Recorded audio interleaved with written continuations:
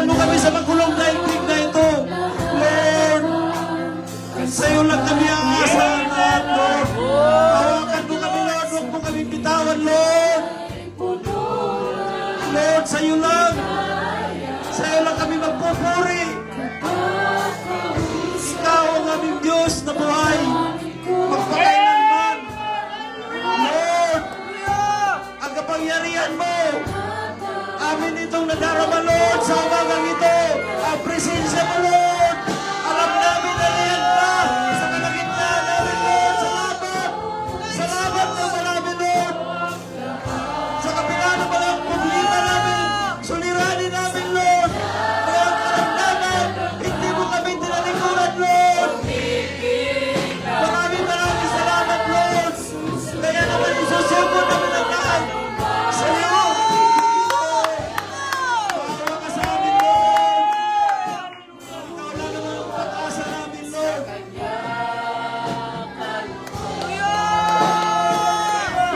Kaya't maglilingkod, isusuko ang Lord, napakabuti mo sa amin.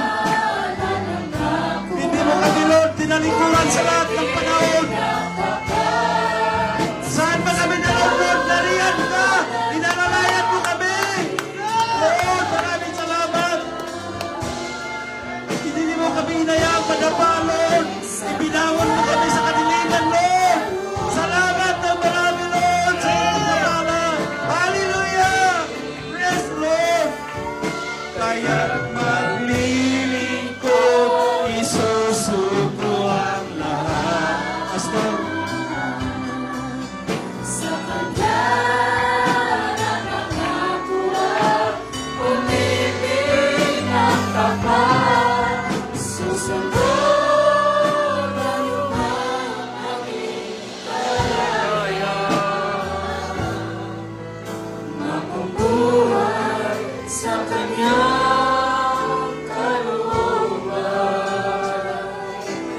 Kaya't maglilingkod, isusuko ang lahat. napakabuti mo, Panginoon. Sa kanya nangangabuha, umibig ng tapat, susunod anumang maging kalagayan. Mamubuhay sa kanya kalooban. Salamat, Panginoon, napakabuti mo. Kaya kami ay maglilingkod at susunod sa iyo habang kami may buhay pa, habang bukas pa ang biyaya ng kaligtasan. Maraming salamat, Panginoon, sa iyong salita na nagbibigay sa amin ng kalakasan, tibay at patungo sa buhay na walang katapusan. Lord, salamat dahil sa biyaya mo sa kabila man ng mga sari-saring suliraning dumadating sa bawat isa, hindi ito nagiging sagabal para hindi kami maglingkod sa iyo. Bagkus naging daan pa ito para lalo kami lumapit at sumampalataya sa iyo. Dahil alam namin, sa iyo lang nanggagaling ang tunay na pag-asa at buhay na walang hanggan. Pagpalain mo ang muli ang aming pagkakatipon. Salamat sa naunang salita na aming napakinggan. Pagpalain mo ang bawat isa. Ang lahat ng ito'y aming samot dalangin. In Jesus Christ's name we pray. Amen. Habang nakatayo, babasahin ko ang 1 Thessalonians chapter 4, verse 15 hanggang 17. So, lahat ay familiar na sa atin ang scripture na ito. Ito sabi, sapagkat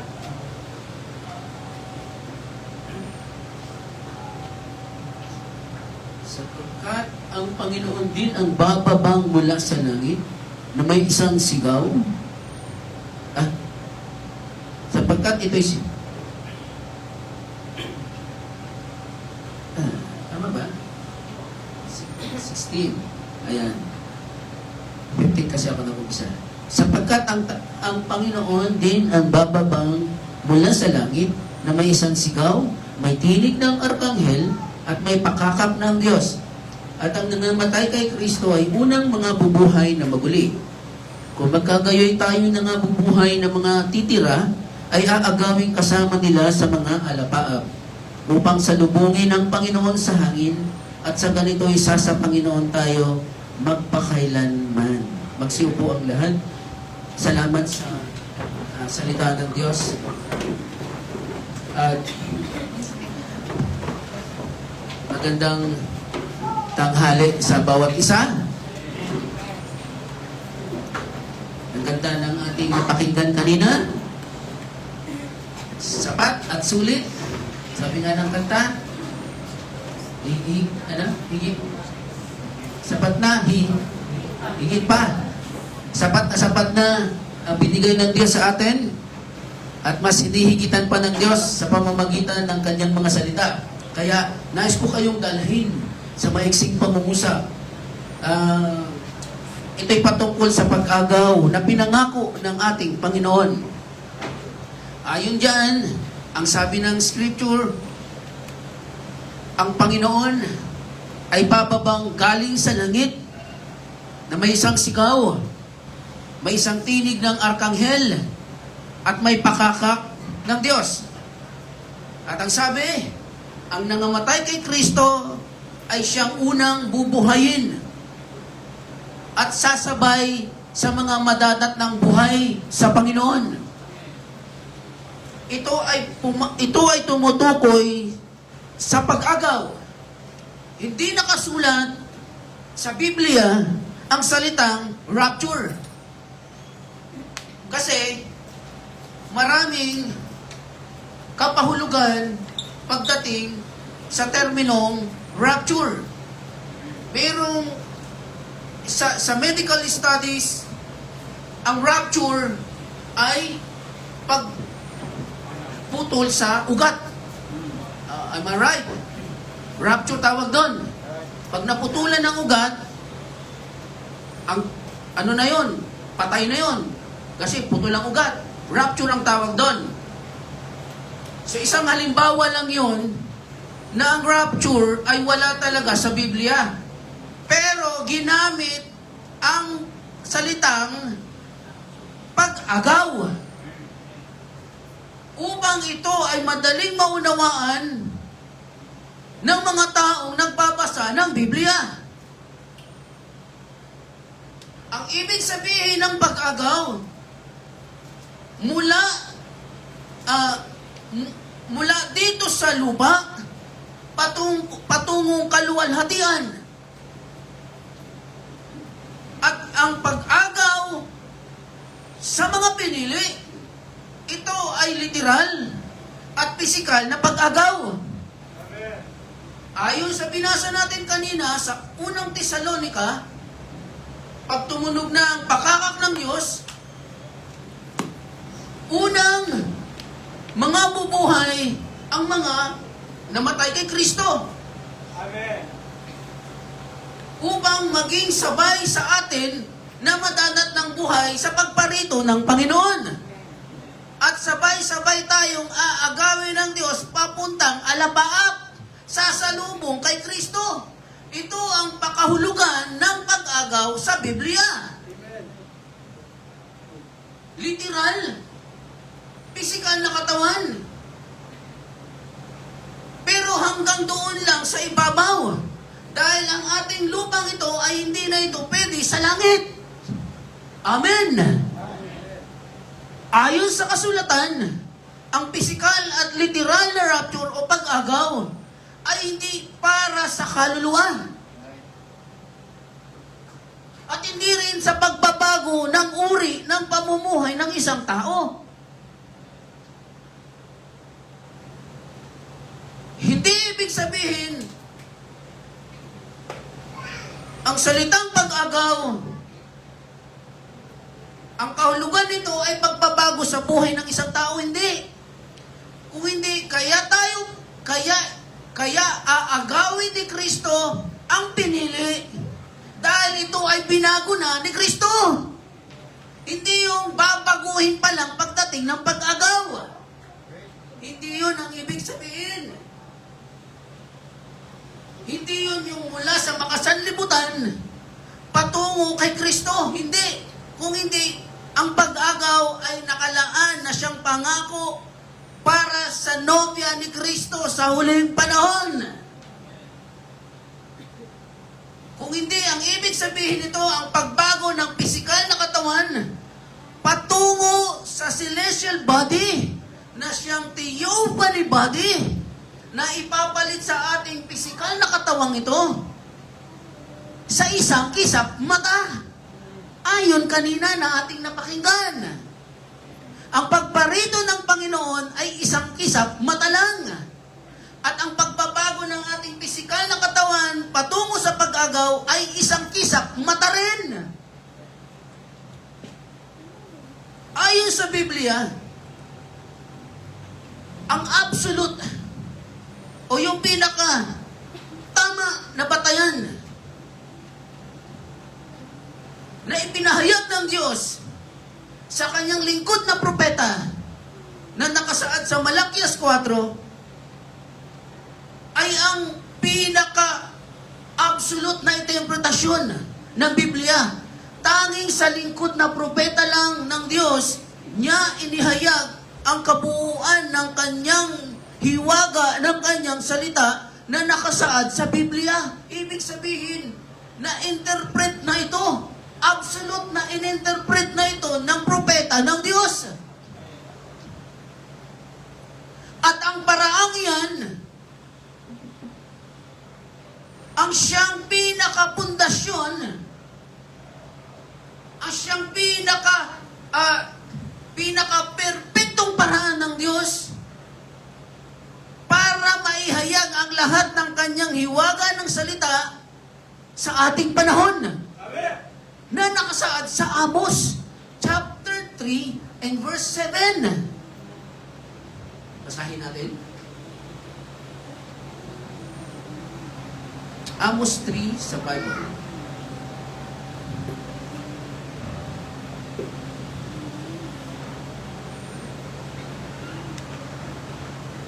Tunay na ang Panginoong Diyos ay walang gagawin, kundi kanyang ihahayag ang kanyang lihim sa kanyang mga lingkod na mga propeta. Ito talaga ang pinaka-absolute na ginagawa ng Diyos sa bawat panahon. Meron siyang mga lingkod na propeta upang ipahayag ang kanyang mga lihim at hiwaga ng kanyang salita para ihayag naman sa mga tao. Yun ang pinaka-pundasyon at absolute na ginagawa ng Diyos.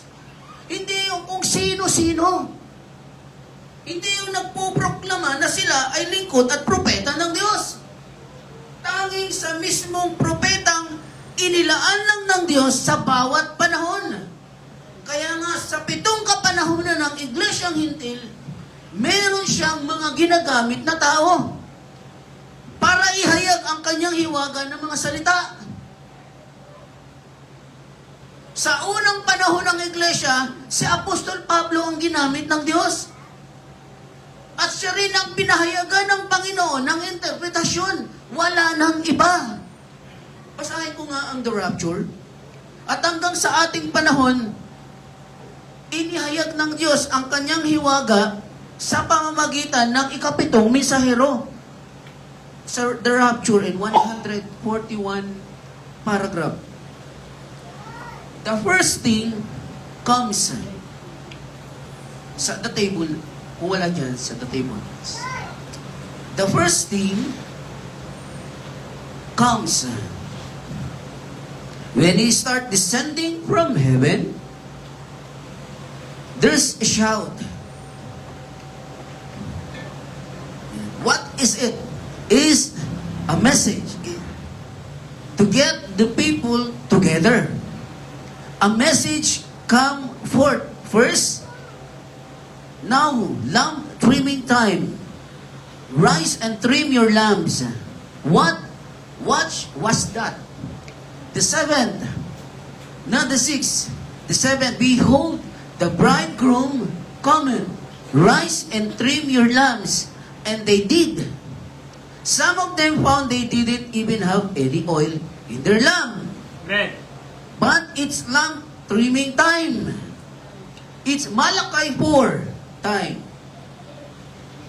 What he promised yan is Luke 17. It's all those prophecy that it can perfectly set in order for this day. In the scripture, we see it living right there.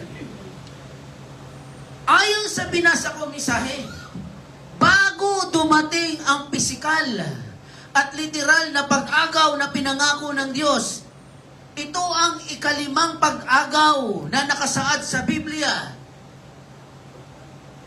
Ito ang ating dakilang hinihintay na sinalita ni Apostol Pablo, na ininterpret mismo ni Apostol Pablo na pinahayag sa kanya ng Diyos bilang propeta. At hindi kung kani-kaninong inihayag ng Diyos, kundi kay Apostol Pablo. At ayon sa Biblia, at pinatunayan ng misahe ng Diyos sa ating panahon, merong 4 na pag-agaw na nangyari na. Una, panahon ni Enoch. Pangalawang pag-agaw, si Elias. At ang pangatlong pag-agaw, ang Old Testament saints. At ang pang-4 na pag-agaw ay si Kristo. Kaya iniintay na lang natin ang ikalimang pag-agaw na pangako ng Diyos. Ito ay para sa nobya. Pero bago mangyari ang mga bagay na yan, darating muna ang ministry ng anak ng tao sa ating panahon.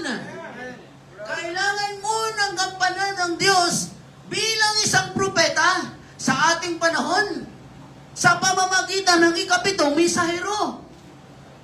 Kailangan munang ihayag ng Diyos sa ating panahon ang hiwaga ng kanyang salita. At yun ang naging daan para tayo alisin ng Diyos sa aral ng relihiyon.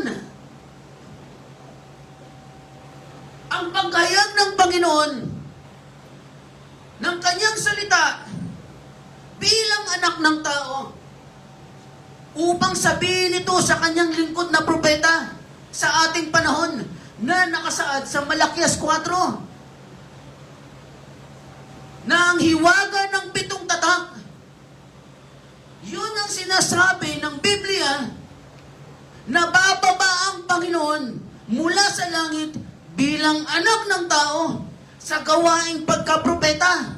At salamat sa Panginoon, inihayag na ng Diyos sa ating panahon ang kanyang mga salita.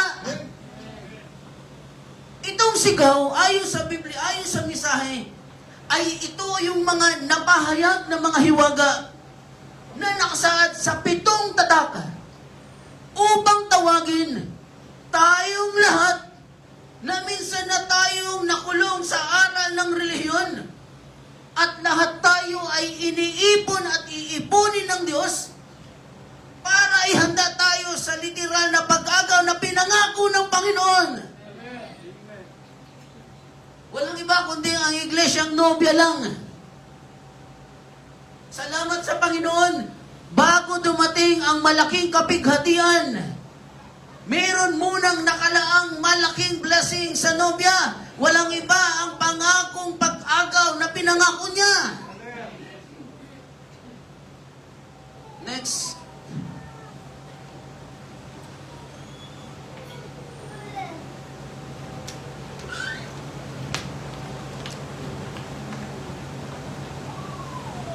Sa the rapture, 180 paragraph.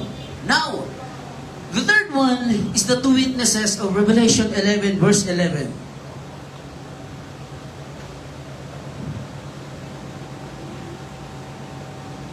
And 12, which these are the ones that burn back with the Spirit of Christ to witness to the Jews, like Joseph did to his brethren. And remember, their dead bodies laid in the street for 3 days and a half. Then the Spirit of life came into them, and they were raptured, taken up into heaven. In yung dalawang propeta ang tinutukoy ng mensaheng ito. There is your three rapture of the New Testament, three rapture of the Old Testament, all of them pass. Ayon sa mensahe na binasa ko, may tatlong pag-agaw na dumaan sa lumang tipan.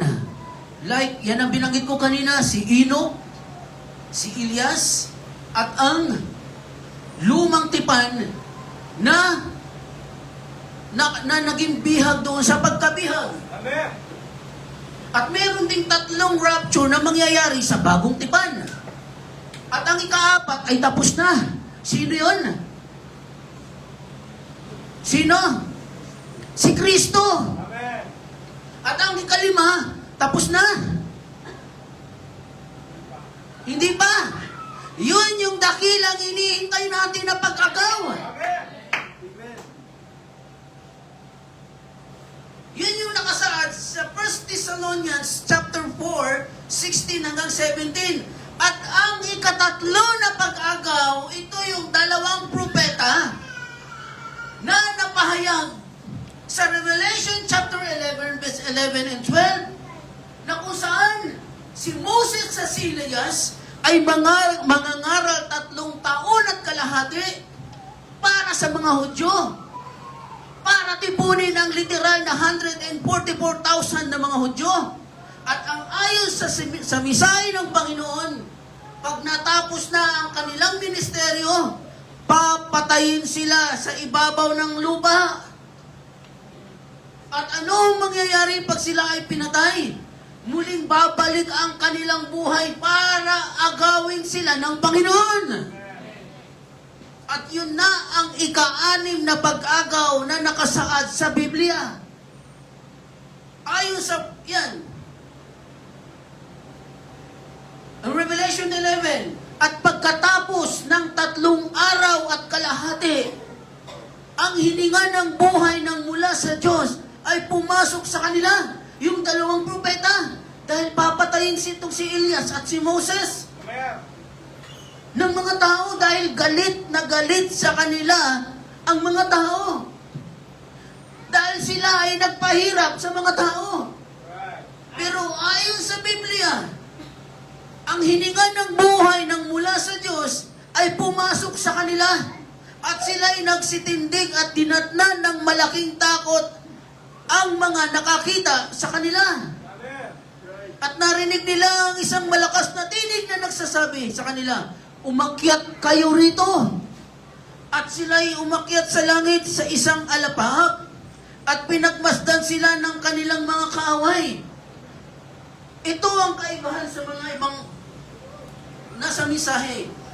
Ang paniniwala ng iba na ang 144,000 na siyang magiging bunga ng pangangaral ng dalawang propeta, ito yung mga Hudyo na literal Amen. ay maaagaw daw. Kasama daw na aagawi ng dalawang propeta. Dahil maglilingkod daw itong 144,000 sa nobya. Which is tama. Magiging eunuch. Pero walang sinabi ang misay at ang Biblia na ang 144,000 na mga Hudyo ay kasamang aagawin ng Panginoon. Hindi. Kundi itong dalawang propeta lang. Dahil ang 144,000 na mga Hudyo, bubuhayin pa lang sila Amen.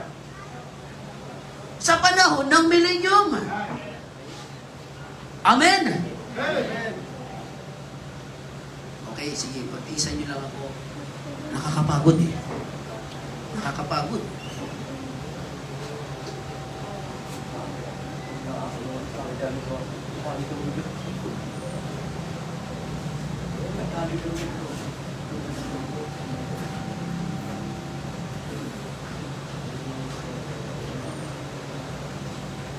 Ayon sa Biblia, ang mga... Basahin ko nga yung isa. Basahin ko isa. Ito. Revelation chapter 14 muna, verse 1 hanggang 5.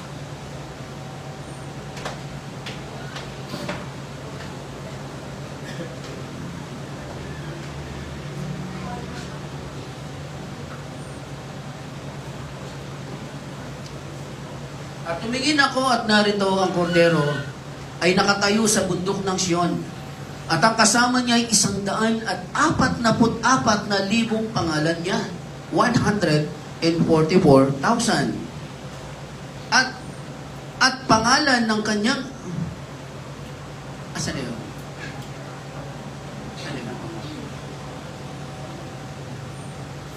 At pangalan ng kanyang ama na nasusulat sa kanyang noo. Tama ba? At narinig ko ang isang tinig na mula sa langit, na gaya ng lagaslas ng maraming tubig, at gaya ng ugong ng malakas na kulog. At ang tinig na aking narinig ay gaya ng sa mga manunugtog ng alpa na tumutugtog ng kanilang mga alpa. At sila'y nangakaawitan na waring isa'y bagong awit sa harapan ng luklukan at sa harap ng 4 na nilalang na buhay at ng matatanda. At sino man ay hindi maaaring matuto ng awit kundi ang 144,000 lamang. 144,000. Sa makatuwid ay siyang mga binili mula sa lupa. At ang mga ito ay hindi nangahawa sa mga babae, sapagkat sila ay mga malilinis at ang mga ito ay ang nagsisisunod sa kordero saan man siya pumaroon. Ang mga ito ay ang binili sa gitna ng mga tao na maging mga pangunahing bunga ng Diyos, bunga sa Diyos at sa kordero. At sa kani-kaniyang bibig ay walang masumpungang kasinungalingan. Sila ay mga walang dungis. Ang salitang redeem kasi o tinubos, ang English kasi ng tinubos is redeem. So, ang salitang redeem o tinubos, ito yung para sa 144,000. 144,000 na libo. 144,000. Ang kanilang mga ito kasi ang interpretasyon ng ibang nasa misahe, na nasa end time, ang kanilang mga binabasihan na ito sila ay mararapture daw kasama ng 2 propeta dahil sila daw ay redeem o tinubos. Ngunit, ayon sa Biblia at sa misahe ng Diyos, ang mga natitira ay siyang mamumuhay sa labas ng syudad. Pero mga tinubos din. Pero hindi sila nobya. Hindi kailanman sila naging bahagi sa nobya. Dahil sila ay mga tinubos. Basahin ko nga yung misahe, please. Kasi yung sinabi ng Biblia, yung Revelation 11 verse 3, na itong 2 propeta lamang ang maahagaw at wala silang ibang kasama ayon sa Revelation chapter 11 verse 12. Hindi sinabi dyan na kasama sa maahagaw ang 100,000 at 400. Tama ba? Hindi sinabi, kundi tanging 2 propeta lang ang siyang maaagaw pagdating ng panahon na yan. Basahin ko ang Matthew chapter 27 verse 51 and 53. Narito, ang tabing ng templo ay nahapak na nagkadalawa buwat sa itaas hanggang sa ibaba. Nahapak ang tabing ng templo. Ano sa English yan? Ayan. Nahapak na nagkadalawa buhat sa itaas hanggang sa ibaba. At nayanig ang lupa, at nangabaak ang mga bato, at nangabuksan ng mga libingan, at maraming katawan ng mga banal na nangatulog ay nangagbangon. 53, at paglabas sa mga libingan, pagkatapos na siya ay mabuhay na maguli, si Kristo, ay nagsipasok sila sa bayang banal, at nangagpakita sa marami. Ito yung panahon na namatay ang ating Panginoon sa krus At pumunta siya doon sa Hades. At kinalagan yung mga nasa bihag. Yung mga Old Testament saints, pinakawalan ni Kristo. Ayon sa misahe ng Diyos, ang mga patay na mga banal sa lumang tipan ay nangabuhay. Nung si Kristo ay namatay. At lumabas sila doon sa libingan. Nang si Kristo ay nabuhay muli, sa araw ng Sunday yun, linggo, pagbubukang liwayway. At sabay din silang naalis at inalis ng Panginoon doon sa pagkabihag. Doon sa ikalimang dimension. At ayon sa salita ng Diyos, nang umakyat si Kristo sa sangkalangitan, dala niya ang mga Old Testament saints. Dinala ng Panginoon, inagaw sila. Yun yung ikatatlo pag-agaw na naranasan ng mga lumang tipang mananampalataya. Basahin ko ang misahe ng Panginoon. Lapit na ako. Sa question and answer. 48 paragraph. I hate to pass this by there a good question. And I want my children to know these things. Now, who will populate the earth outside of the city? It is referred to the new heaven and new earth. Bagong lupa at bagong langit. Outside, it will be the redeemed that will populate the earth. Outside the city. But they will not be the elected and called bride. Amen. Yung redeemed, hindi kailanman sila kabilang sa tinutukoy na nobya. The bride will live inside the kingdom with the king. Amen. Linaw. On the outside will be the king of the earth that labor and bring their toils. Bring their, not toil, but bring their fruits into the city. Amen. Nangangahulugan sa bagong lupa at bagong langit, yung mga tinubos at naligtas na naman, sila ang titira sa labas ng syudad na siyang bagong langit at bagong lupa. Imagine, sila ay magpapatuloy sa pagtatrabaho. Amen. They will populate the earth. Magtatrabaho sila, magpapakapagod sila, at dadalhin nila ang bunga ng kanilang pinagpaguran doon sa syudad. Ihahandog nila sa hari. And the door will not be closed by night. Yung kaharian ng new heaven and new earth, hindi ito isasara gabi at araw. No. This light, now this light, this light on top of the mountain will not lighten the whole world. It only lighten the city. But I can be seen in the distance of thousands of miles maybe. But it won't lighten the earth. Ang ganda ng pagsasalarawan sa atin ng misaheng ito. Kung ano ang kaganapang mangyayari sa new heaven and new earth. Imagine, hindi buong earth ang makakalasap ng liwanag. Tanging sa loob lang ng syudad ng new heaven and new earth ang liliwanagan ng kaluwalhatian ng Diyos. Meaning to say, hindi sakop ng eternal o eternity yung mga nasa loob.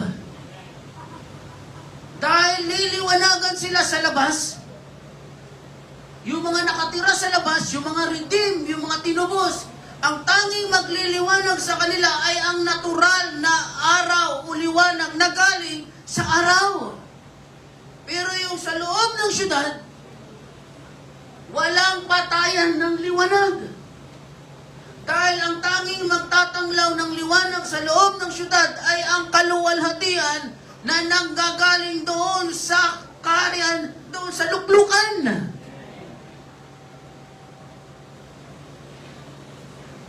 Naunawaan magsabi ng praise the Lord.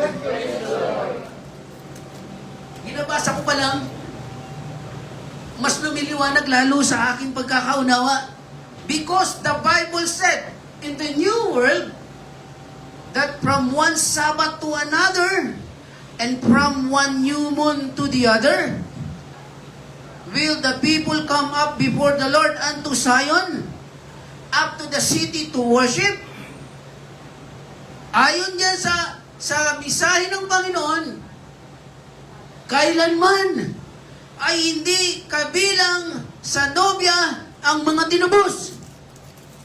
Dahil ang mga tinubos, sila ay titira sa labas ng syudad ng New Heaven and New Earth. Tanging ang nobya lang ang maninirahan sa loob ng syudad na siyang New Heaven and New Earth. Kay ganda pagmasdan ng misahe. Hindi ito basta fairy tale. This is not a myth.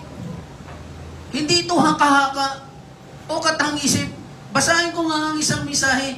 Pinapatunayan lang sa atin ang misahe sa ating panahon kung gaano isinasalarawan, pinagtitibay kung gaano katotohanan o katotoo ang lahat ng mga bagay na ito na mangyayari sa darating na panahon. Sabi nga ng misahe, ayon sa misahe pala.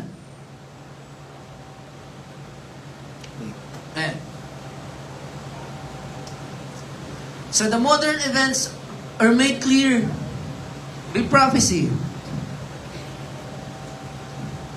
Oh, the Bible full of these nuggets. Oh, the Bible full of these nuggets. We can get them all in one night. But it's just fitting to set this now. Tomorrow may be never down.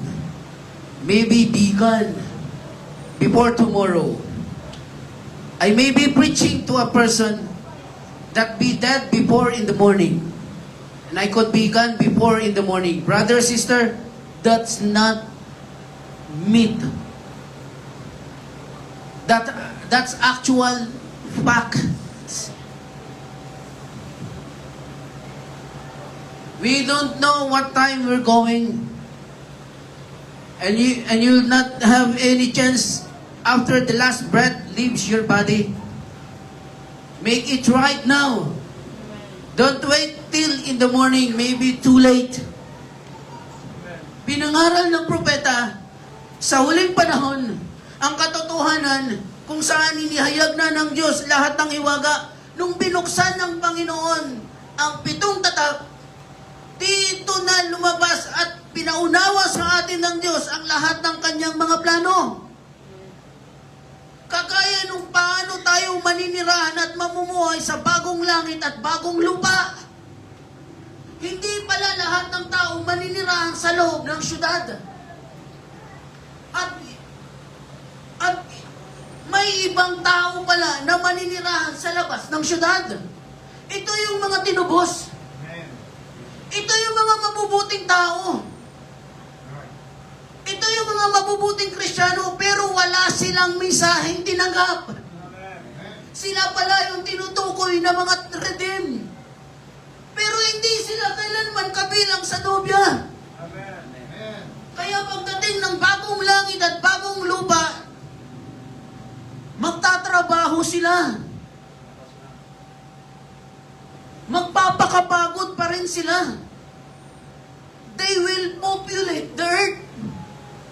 Magpaparami sila. At hindi naman masisinagan ng ilaw o liwanag na galing sa Diyos. Tanging sa loob lang ng syudad ang sakop ng liwanag. Ayon sa misahe, ayon sa propeta ng Panginoon, this is not a myth. Hindi ito mga kathang-isip lamang. Hindi ito mga fairy tale na gaya ng pinapanood natin sa mga telebisyon o sa mga Facebook. Ito ay pawang katotohanan at katotohanan na mangyayari sa pagdating ng panahon. Sabi ng propeta, huwag na natin palagpasin ng araw. Huwag na natin sayangin ang panahon. Ngayon pa lang, sumampalataya ka na. Hindi natin alam kung kailan hihinto ang hininga ng buhay natin. Walang sino mang nakakaalam kung kailan ka mamamatay. Pero ayon sa misahe ng Panginoon, huwag natin sayangin. O pagdating ng panahon, magsasabi na lang tayo na Lord, patawad kung kailan wala na. Makakapagsabi ka pa kaya ng patawad kung ang Panginoon nandito na? Useless ang lahat ng bagay. Paano kung nakaratay ka na sa higaan? Sa ospital, masasabi pa ba natin yan?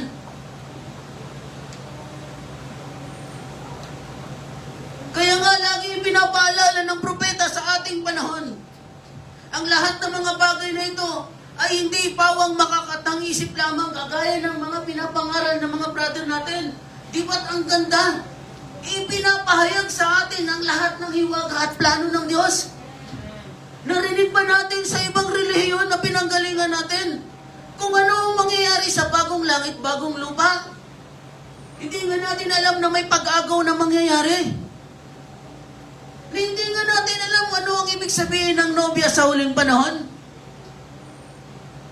Wala tayong kaalam-alam. Pero salamat sa Panginoon nung inalis tayo ng Diyos, mas inangat ng Panginoon ang ating pagkakaunawa. Salamat sa Panginoon, sabi ng propeta ng Diyos, huwag nang sayangin. Maybe bukas, susunod na panahon. Tama ang binanggit kanina. Ang pagparito ng Panginoon ay isang kisap mata. Saglit lang. May nakakaalam ba? Huwag na natin sayangin ang buhay. Ipaglingkod na natin to sa Panginoon. Ipinapahayag na sa ating panahon ang lahat ng mangyayari. This is not a myth. That's actual fact. Lahat ay pawang totoo at katotohanan na mangyayari sa pagdating ng panahon. Kaya maglilingkod tayo hanggang sa dulo ng hininga ng buhay natin. Hallelujah! Ang ganda ng plano ng Diyos. Meron talagang pag-agaw. Merong rapture na mangyayari. At ang pag-agaw na pinangako ng Diyos, mayroong mga specific na tao lamang ang makakalasap nito. Hindi lahat ng tao. Sabi ng Revelation 11, si Moses at si Elias ang gagamitin ng Panginoon pagdating sa Hudyo. At ang magiging bunga ng kanilang pangangaral, 1,044 na raang taong literal na Hudyo. Pero yung mga Hudyo yun, hindi yun kasama sa pag-agaw. Na hindi kaya ng ginagawa at pinapangaral ng iba na kasama daw sa pag-agaw, ang Hudyo hindi. Si Moses at si Elias lang. At ang hinihintay na lang natin, yung pangakong pag-agaw ng Diyos para sa atin. Kaya magpapatuloy tayo. Huwag mapapagod. Natural lang yan. Nasa literal na katawan. Normal lang na mapagod. Pero huwag tayong mapapagod. Sama-sama tayong maglilingkod. Hallelujah! Napakabuti ng Panginoon. Sige, magsitayo ang lahat. Salamat sa Diyos sa simpleng salita, sa simpleng paraan na ginagawa ng Diyos. Mas malalim ang ating pagkakaunawa sa mensahe. Na kahit kailanman hindi natin ito naririnig at nababasa sa relihiyon na pinanggalingan natin. Kaya napakabuti ng Diyos. Revelation to. Lahat ito ay kapahayagan ng Panginoon. Kaya magpapatuloy tayo maglilingkod. Sama-sama tayo sa fellowship.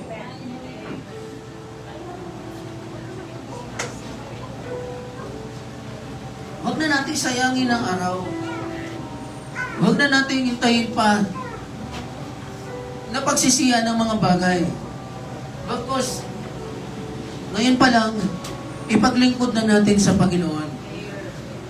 Kasi pinatitibay ng mensahe ng Diyos sa huling panahon na ipinapangaral na ng propeta ng Diyos ang mensahe nito hanggang sa ating panahon. Nagpapatuloy pa rin ang paghahayag ng mensahe.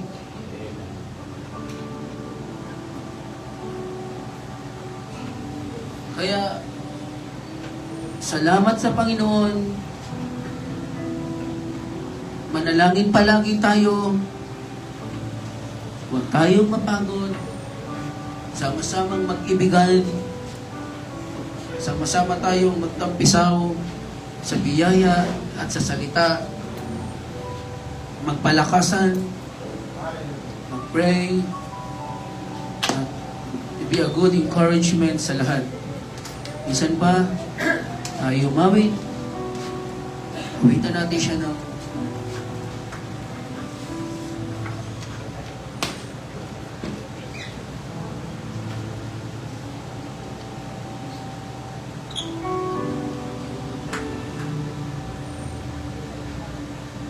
hindi magbabago. Awitan natin ang Panginoon.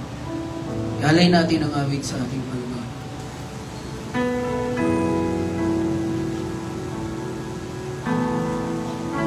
Thank you, Lord. Hallelujah.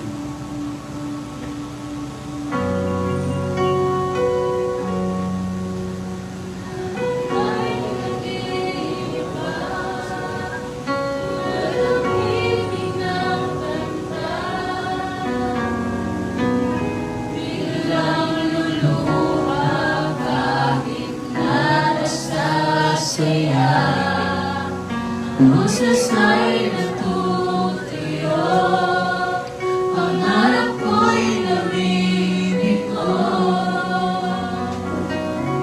Maging lakas ng puso ko'y nalalao. O Jesus, pag-ibig mo, hanggang hindi nagbabago. Pakinggan mo ang awit ko.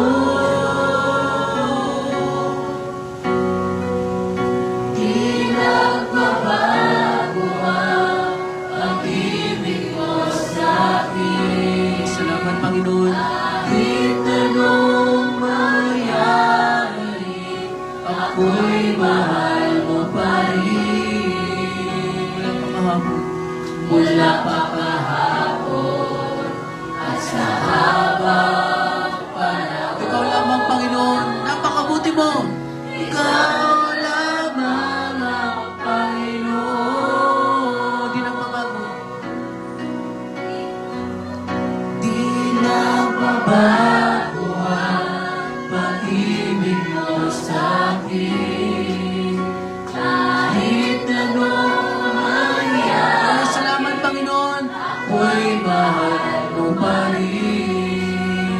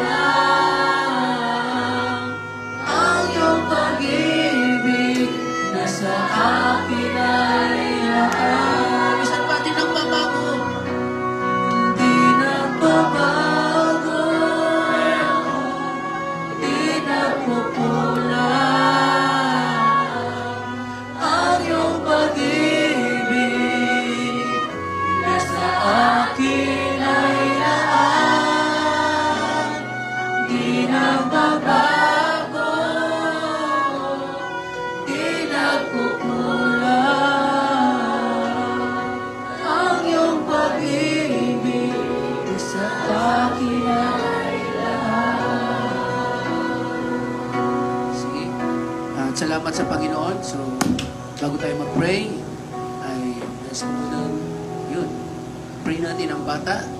Birthday, Brad, no? Ang 17. Yung 17 pa. Dami nag-birthday din ngayon eh. Sige, samahan niyo ko sa panalangin. At salamat sa Panginoon. Andun palagi ang kay sa amin. Hindi sa mga bata ngayon na Ngayon, dalawa. gaan ang nagdaos na kanilang kaarawan. Sina. Sina. Sina. Thank you, Lord. Sina. Okay, let's pray. Panginoon, maraming salamat sa kabutihan mo, salamat sa biyaya mo, at kay Sina, na misan pa muli, nagpapasalamat kami sa mabuti niyang kalusugan, na nalagpasan niya na minsan, dumadanas minsan, Lord, ng sakit, pero andun ka para laging umalalay at palagi mo siyang iniingatan.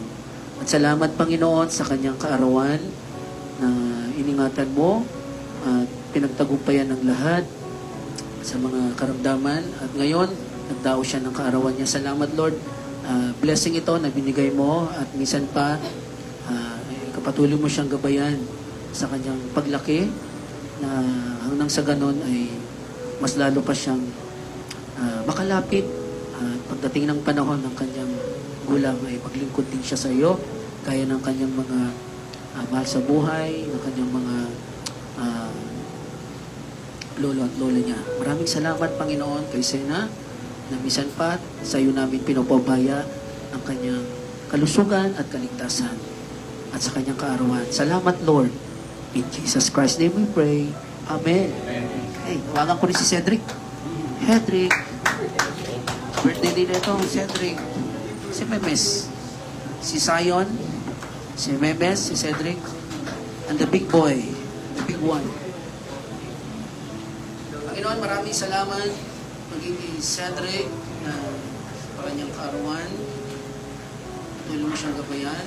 Kung paano mo siya iningatan sa nakalipas na taon. At dalangin namin na patuloy mo siyang ingatan din at gabayan. Good health at sa kanyang pag-aaral. Maraming salamat, Panginoon, sa kabutihan mo. In Jesus Christ's name we pray. Amen. Memes. Say, Memes and Zion. Sabay kayo ni Zion. Bakit nakasimangot? Panginoon, maraming salamat. Muli ay Memes na magdadaos ng kaarawan sa Wednesday. Ingatan mo siya, Lord. Gabayan, mabuti niyang kalusugan, at patuloy mong ilayo sa anumang mga sakit. Maraming salamat, Lord, sa kanyang paglaki na ngayon pa lang ay nagiging pagpapala na siya. Patuloy mo siyang ingatan at good health. In Jesus Christ's name we pray. Amen. Asan yung batang maliit? Zion! Ka. Hindi kita. Hindi.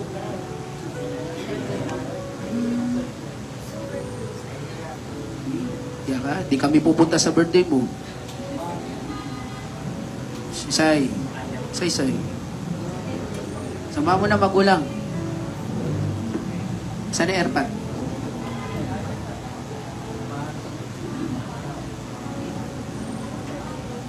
Dami, puro bata ngayon na birthday.